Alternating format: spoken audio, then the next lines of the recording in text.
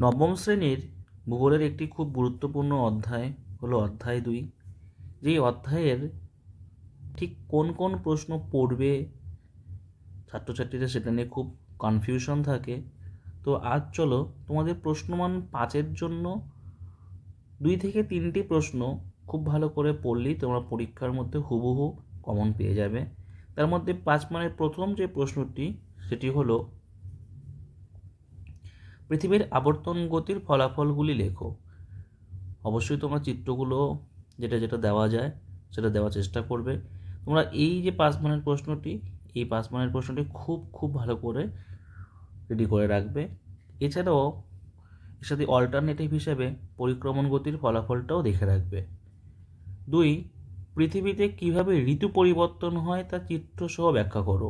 এটাও অপর আরেকটি খুব ইম্পর্ট্যান্ট একটা প্রশ্ন, অবশ্যই অবশ্যই ভালো করে পড়ে রাখবে।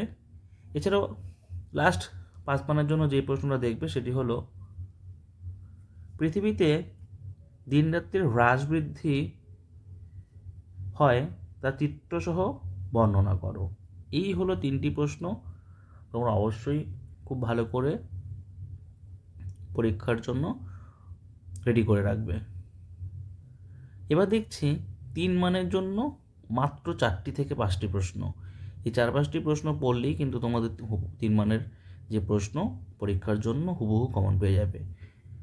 পার্থক্যের জন্য যেগুলো দেখতে হবে সেটি হলো আবর্তন গতি ও পরিক্রমণ গতির পার্থক্য, অপসূর এবং অনুসূর অবস্থান এবং মহাবিষুব ও জলবিষুব।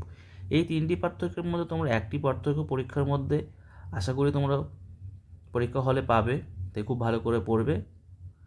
এবং 2 নম্বর প্রশ্ন, আমরা আবর্তন গতি অনুভব করি না, তার কারণ ব্যাখ্যা করো।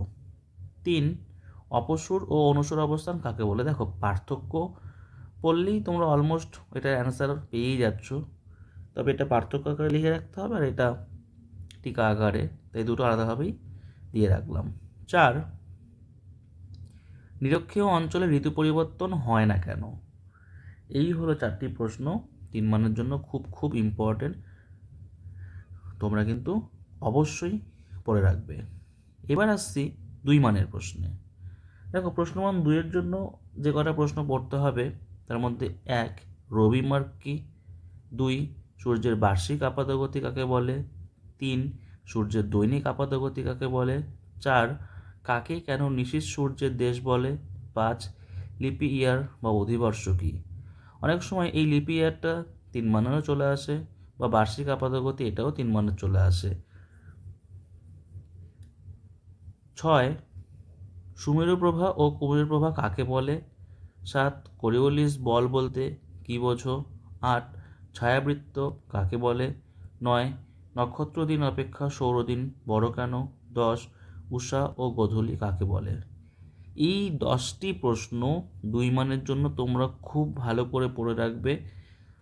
এই 10টি প্রশ্নের মধ্যে কিন্তু তোমরা পরীক্ষার মধ্যে 2 মানের জন্য 1 থেকে 2টি প্রশ্ন অবশ্যই কমন পেয়ে যাবে।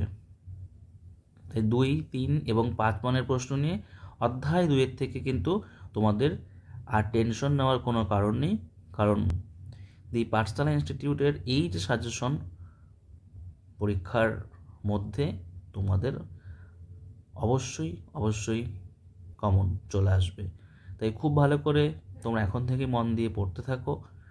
পুরো বইয়ে তো পড়বেই, তার পাশাপাশি এই প্রশ্নগুলো খুব ভালো করে পড়ে রাখবে। Thank you.